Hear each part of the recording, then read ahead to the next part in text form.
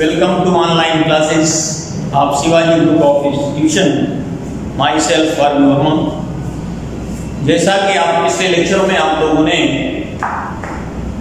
Phenol के निर्माण की प्रमुख विधियां, उनसे संबंधित रासायनिक समीकरण, इसके साथ साथ फिनाल के रासायनिक गुण से संबंधित रासायनिक अपक्रियाएं, ताकि आपने पढ़ा फिनाल दो तरह की अपक्रियाएं देता है। इसमें सबसे पहले फिनाल की OH समूह पर आधारित अपक्रियाएं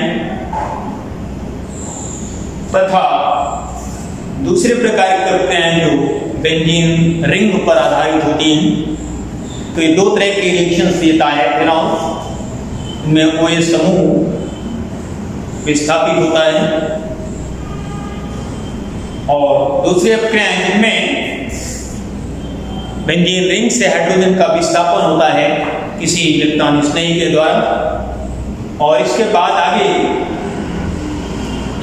OH समूह पर आधारित अपक्रियाएं भी दो तरह से पढ़ी। फिनाल की अल्कोहल से भिन्न अपक्रियाएं OH समूह की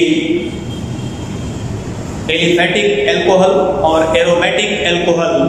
कहने का तात्पर्य है एरोमेटिक यानी जो बेंजीन रिंग से OH लगा होता है वो एरोमेटिक अल्कोहल अर्थात फिनॉल है। और इसके साथ साथ जब एल्किल ग्रुप से OH लगा रहता है वहां क्लास ऑफ कंपाउंड यानी वो अल्कोहल वर्ग का यौगिक कहलाता है।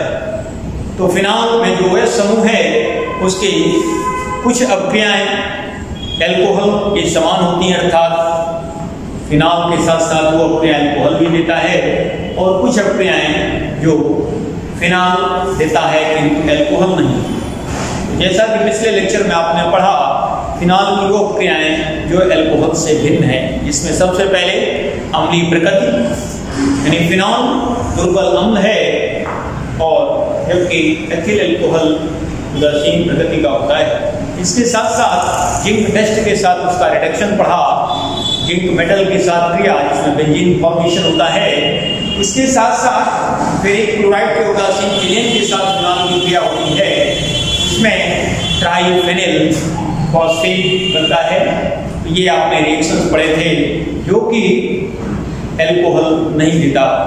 अब कुछ अपक्रियाएं और पढ़ी हैं जो अल्कोहल के समान अपक्रियाएं हैं, जिनमें phenol react with PCl5, phenol react with ammonia, phenol react with methyl chloride यानी एल्काइलेशन, एसाइलेशन, बेंजोइलेशन।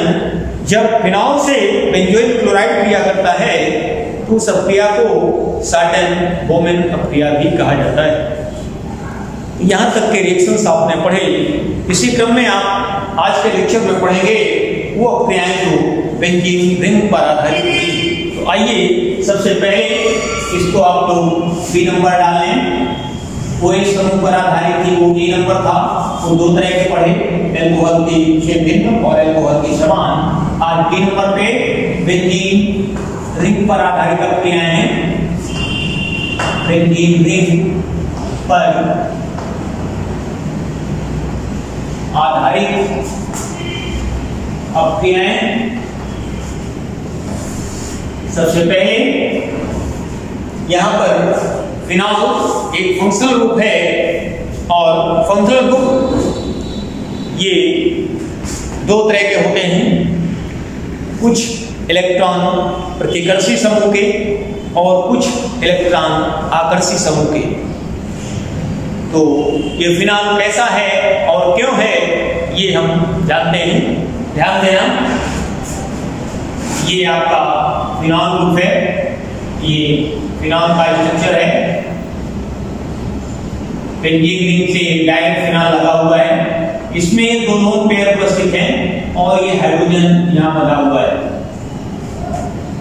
ये समूह फिनॉल, एक बात समझ लें आप लोग, ये जो सिंगल बॉन्ड वाले जितने भी क्रियात्मक समूह होते हैं सभी इलेक्ट्रॉन प्रतिकर्षी समूह के होते हैं, और रिंग में एक कॉन्जुगेशन होता है, संयुग्मी तंत्र है, सीधी चेन में हो या चक्रीय हो, साइक्लिक फॉर्म में हो, जैसा कि बेंजीन चक्रीय फॉर्म में है, और सिंगल बॉन्ड डबल बॉन्ड एकांतर होता है, एकांतर सिंगल डबल हो, ऐसे संयुग्मी, ऐसे तंत्र को संयुग्मी तंत्र कहते हैं। और संयुग्मी तंत्र में हमेशा जो प्रभाव उत्पन्न होता है उसे मीजोमेरिक प्रभाव या अनुनाद प्रभाव कहते हैं। और ये दो तरह का होता है, धनात्मक अनुनाद प्रभाव या धनात्मक मीजोमेरिक प्रभाव तथा ऋणात्मक अनुनाद प्रभाव या ऋणात्मक मीजोमेरिक प्रभाव। तो ये ध्यान रखें, संयुग्मी तंत्रों में ये प्रभाव उत्पन्न होता है और संयुग्मी तंत्र सिंगल डबल इस तरह से होता है। तो चक्रीय फॉर्म में भी हो सकता है, सीधी चैन में भी हो सकता है। तो फिनाल यहाँ पर, और सिंगल बॉन्ड वाले जितने भी समूह होते हैं, मेथिल है आपके सामने, मेथिल है, OCH3 है, NH2 है, Cl है, ये सिंगल बॉन्ड वाले जितने भी होते हैं सभी इलेक्ट्रॉन प्रतिकर्षी समूह होते हैं। और इलेक्ट्रॉन प्रतिकर्षी समूह हमेशा धनात्मक मीजोमेरिक अर्थात धनात्मक अनुनाद प्रभाव उत्पन्न करते हैं। और धनात्मक अनुनाद प्रभाव से हमेशा अम्लीय सामर्थ्य घटती है, याद रखना, धनात्मक अनुनाद प्रभाव से हमेशा अम्लीय सामर्थ्य घटती है। चाहे अम्ल हो या फिनाल हो, अम्लीय सामर्थ्य उसकी घटेगी। तो आइए इसको हम पहले आपके पास हाथ में इसको थोड़ा सा हम एक्सपेंड करते हैं। इसमें आप लोग लिखेंगे, इस तरह दिखा सकते हैं, ये इसका रेजोनेंस दिखाएंगे, मैकेनिज्म होते हैं इसको, ये समूह है और ये इस तरह से ये पुश करता है और ये मूवमेंट होता है, ये लोन पेयर कहा जाता है, लोन पेयर। और ये प्रतिकर्षण बल लगाता है और ये रिंग का जो पाई बंध है, पाई इलेक्ट्रॉन पेयर, ये रिंग की ओर चलता है। जब रिंग की ओर चलता है तो यहाँ पर प्लस R या प्लस M इफेक्ट उत्पन्न होता है, याद रखिए धनात्मक। जब समूह की ओर पाई इलेक्ट्रॉन पेयर मूव करता है तो हमेशा माइनस R या माइनस M होता है। यहाँ पर ये इस तरह से इन स्थितियों में ध्यान देना, ये यहाँ से चलेगा, ये यहाँ पर ये टूटेगा और यहाँ इलेक्ट्रॉन पेयर आएगा, इस पर यहाँ पॉजिटिव आएगा, ध्यान समझ लें, ये पहले से है, O है और ये H है और यहाँ पर आ जाएगा। जब ये लोन पेयर चलेगा यहाँ पर पूरा इलेक्ट्रॉन पेयर इधर का शिफ्ट हो गया, यहाँ एक धन आवेश आया, यहाँ पर आपका ऋण आवेश आएगा, इधर के इलेक्ट्रॉन के आने से यहाँ ऋण आएगा और इसके जाने से धन आएगा। और यहाँ पर दो इलेक्ट्रॉन हैं, एक आने पे एक ऋण और एक धन, दो आने पे दो ऋण और ये दो धन। यहाँ का एक जब ये चला जाएगा तो यहाँ एक धन आ जाएगा, एक धन से एक ऋण न्यूट्रलाइज हो जाएगा, इसका एक धन और एक ऋण मिलकर यहाँ डबल बॉन्ड बना देगा। इस तरह से ये अब यहाँ केवल आपका केवल एक आपका ये पॉजिटिव चार्ज रह जाएगा। इस तरह से ये आपका बन गया, ये रिजोनेटिंग फॉर्म बनता है, यहाँ पर ये लोन पेयर रह जाएगा इसमें।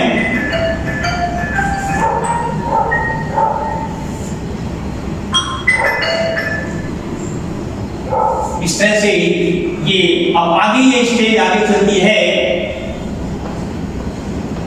और यहां पर ये फर्दर ये मूवमेंट आता है इस तरह से।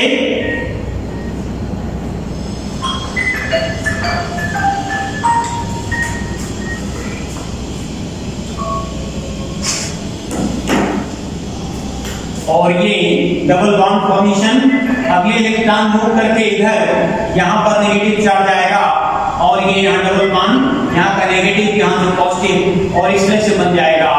ये आपका पॉजिटिव और ये नेगेटिव, ये इस तरह से ये रिंग में क्रियात्मक समूह के बाद दाईं तरफ से चलेंगे नंबर 2, ये नंबर 1, नंबर 2, नंबर 3, नंबर 4, 5 और 6।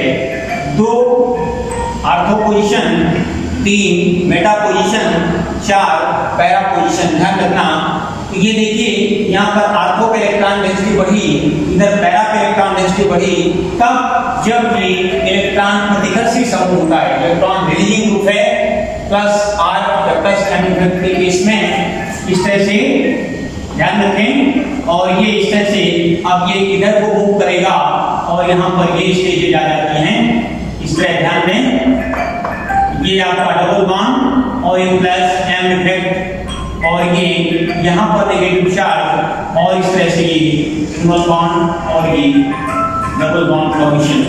ये रिजोनेटिंग फॉर्म्स हैं। इस तरह से आपको पैरा पे ये फिनॉलिक ग्रुप जो है इलेक्ट्रॉन डेंसिटी को बढ़ाता है। तो फिनाल की जो प्रतिस्थापन अपक्रियाएं हैं ये इलेक्ट्रॉन स्नेही प्रतिस्थापन हैं, और जो आक्रमणकारी इलेक्ट्रॉन स्नेही होता है वो आर्थो और पैरा पोजीशन पे जुड़ता है। हमेशा याद रखना, यहाँ मेटा ये सेकेंडरी प्रोडक्ट के रूप में बनता है, मेन प्रोडक्ट यहाँ आर्थो एंड पैरा बनते हैं। ये आप लोग बनाएंगे, नोट्स में भी आपको दिया जाएगा ये, तो आप इसको नोट करें। इसी क्रम में अब आप आइए इसके बाद नंबर रिएक्शन नंबर 1 नाइट्रीकरण आप पढ़ेंगे। नाइट्रीकरण, नाइट्रेशन, नाइट्रेशन और नाइट्रेटिंग एजेंट के रूप में, नाइट्रिक कारक के रूप में सांद्र H2SO4 और सांद्र HNO3 लिया जाता है। नाइट्रीकरण के लिए मिश्रण लिया जाता है। यहाँ पर इसका ये पार्ट लिखेंगे, ये फिनॉल है, और ये इस तरह ध्यान दें आप लोग, इसमें डायरेक्ट रिएक्शन आपको लिखना है ये, और ये है आपका डाइल्यूट टंग HNO3 के केस में जो तंग H2SO4 रहता है, इसमें आपको पैरा पोजीशंस बनती हैं, ये ध्यान दें।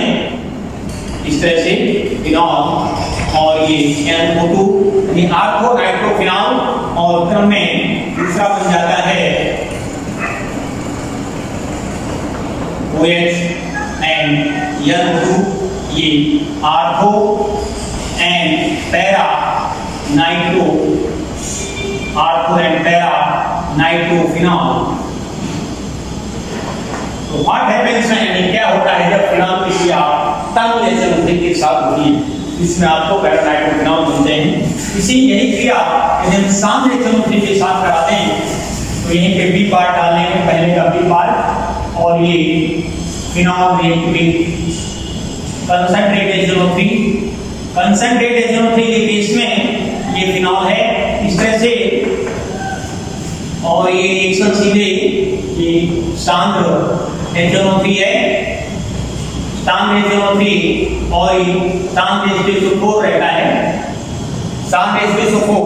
यहाँ पर जो सल्फोनिक ग्रुप है इस तरह ध्यान देना है, ये सल्फोनिक ग्रुप पहले ऐसे चलता है, ये H2SO4 की प्रेजेंस में पहले आर्थो और पैरा पोजीशन को प्रोटेक्ट करता है, क्योंकि ये प्रबल ऑक्सीकारक है, और यदि H2SO4 जहाँ नहीं लिया जाएगा तो फिनॉल ग्रुप जो है ये ऑक्सीडाइज हो जाता है, तो लोन फॉर्म में चला जाएगा, ऑक्सीडेशन हो जाएगा इसका, और ये इस तरह से तो आर्थो पैरा पोजीशन को पहले प्रोटेक्ट किया जाता है।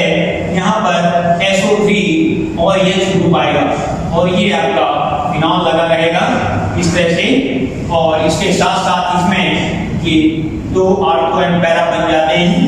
तो यहाँ पर आप दिखा सकते हैं प्रोटेक्शन बेस पे ये आपके दोनों बनते हैं, यहाँ पर SO3 और H, आर्थो और पैरा पोजीशन प्रोटेक्ट हो जाती है, और फिर इसके बाद ये कंसंट्रेट HNO3 से रिएक्शन करके, और ये फाइनली आपका इस तरह दे देता है।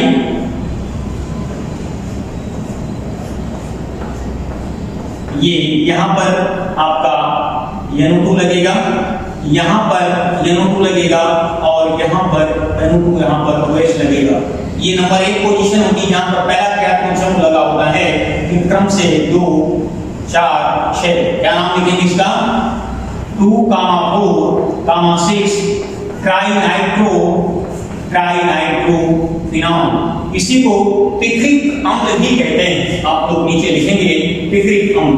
और ये रिएक्शन आपका यहाँ पर डायरेक्ट भी दिखा दिया जाता है, तो यहाँ पर आप डायरेक्ट दिखा सकते हैं, ये फॉर्मेशन है ये। तो इस तरह से ये आपका OH और ये NO2 और ये NO2, इसमें इस तरीके से इसकी जो यील्ड है, बनने वाले उत्पाद का जो परसेंटेज है वो मैक्सिमम रहता है, इसलिए इस तरीके से आप बनाएंगे। चेन सिस्टम है, मैक्सिमम यील्ड परसेंटेज रहता है, यील्ड परसेंटेज हाई रहता है इसमें, इस तरीके में। तो ये था क्या होता है जब फिनॉल की क्रिया कंसंट्रेशन से होती है। इसी क्रम में आता है ब्रोमीन जल से फिनॉल की क्या क्रिया है। नंबर दूसरा रिएक्शन लिखेंगे, number 2 phenol react with bromine water कहा जाता है। ये भी एक ऑक्सीकारक का काम करता है। ये फिनॉल की परीक्षण क्रिया भी कहलाती है। तो आइए फिनॉल आपका स्ट्रक्चर फिनॉल का बनाएंगे, और ये यहाँ पर ब्रोमीन जल है और ये ऑक्सीकारक का काम करता है। और इस तरह से ये इसकी आर्थो और पैरा पोजीशंस पे ये OH और ये Br, यहाँ पर ये छठी पोजीशन भी आर्थो ही होती है। ये बन जाएगा 2,4,6 2,4,6 ट्राई ब्रोमो फिनॉल। ये सफेद अवक्षेप देता है, सफेद अवक्षेप बनेगा। ये इसका परीक्षण क्रिया भी है। तो इस क्रम में आगे चलिए, इसी क्रम में इसका आता है फ्रीडल क्रेब्स प्रक्रिया क्या है। नंबर तीसरा लिखेंगे आप लोग, फ्रीडल एंड क्रेब्स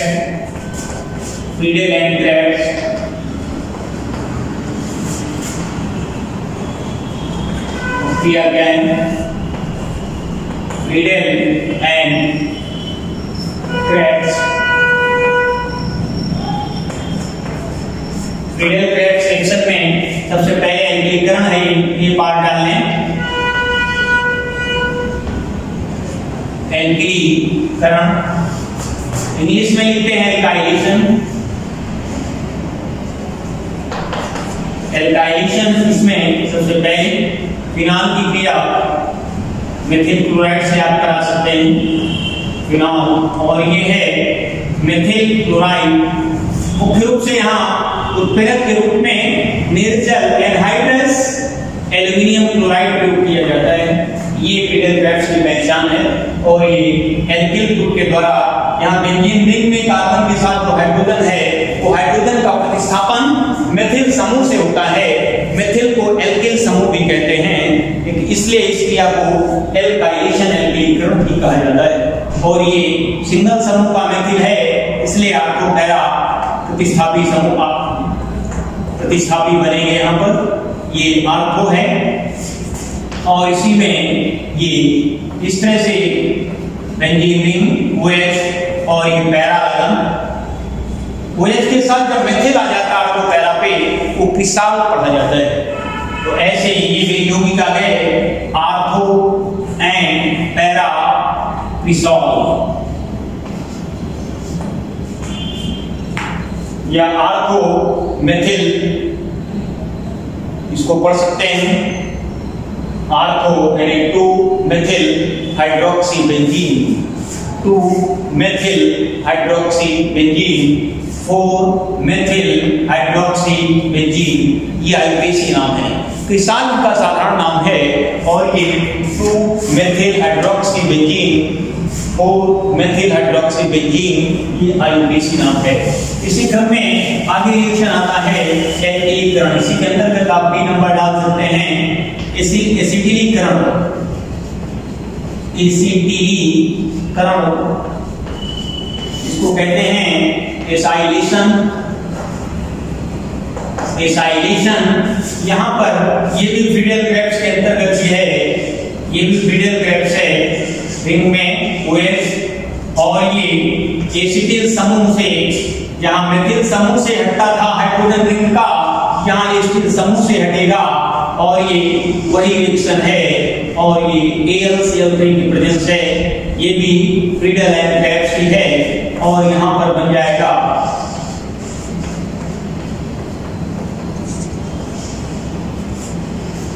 ये COCH3 plus OH and COCH3, इसका नाम है, ये प्रधान क्रियात्मक हो जाएगा OH की तुलना में, इसे नंबर 2 मानेंगे। 2 हाइड्रोक्सी या इसको आर्थो कह सकते हैं, ortho hydroxy acetophenone, 2 hydroxy acetophenone, और ये है पैरा हाइड्रोक्सी एसीटोफिनोन। इस तरह से ये रिएक्शन दिए गए हैं। इसी क्रम में ये था फ्रीडल एंड क्रेब्स स्टाइलेशन। अब इसी क्रम में रीमर, टीमेंस, कोल्वे, स्मिथ रिएक्शंस दिए गए हैं।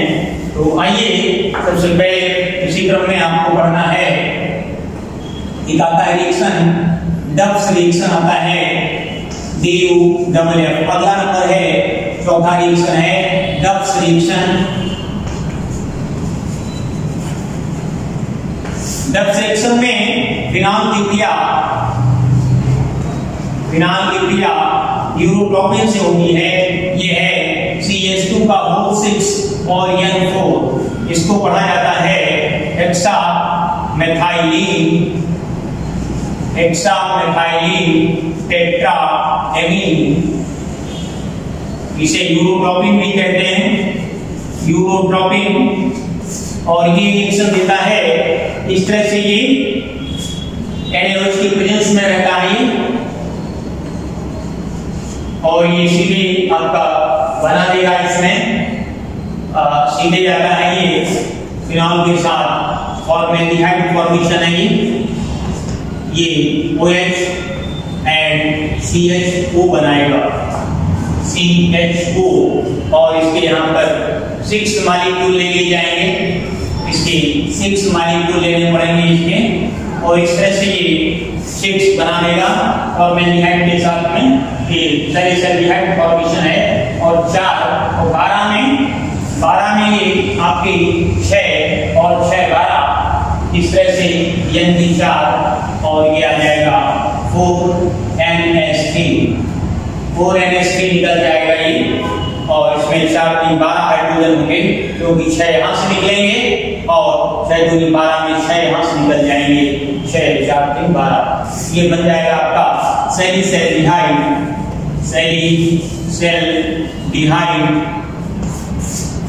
इसी क्रम में आता है रिएक्शन, गैटरमैन रिएक्शन है। गैटरमैन रिएक्शन क्या है, ध्यान दें आप लोग। अगला नंबर आता है 5वां, गैटरमैन